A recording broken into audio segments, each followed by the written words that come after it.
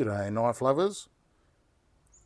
I'm wondering, does anybody know how I would sharpen this razor? It's a Gong. It's got some beautiful, can you see it? Hard to see, but it's got some great writing on it. And the best part is, it's very old.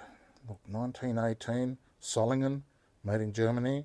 There was a lot going on in Germany in 1918, if I'm not mistaken. Problem is, it's got a chip. You see that? Right, and there does seem to be a bevel on there, so I'm guessing we could guess that.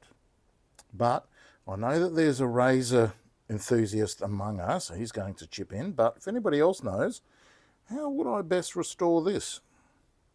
And should I even restore it? If I start rubbing on here, would maybe take off that beautiful engraving, which I don't want to take off.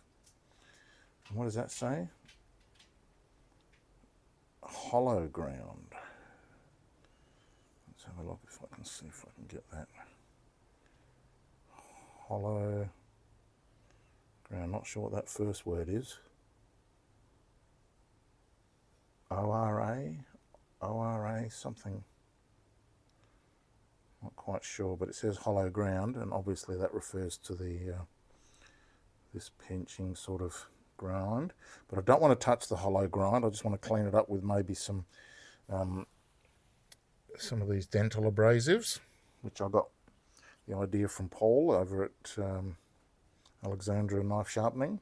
But yeah, so we've got a chip, but I'd love to restore this back to as sharp as possible. So I'm guessing it's going to involve the Japanese waterstone at 4000 grit, get a nice mirror finish on there.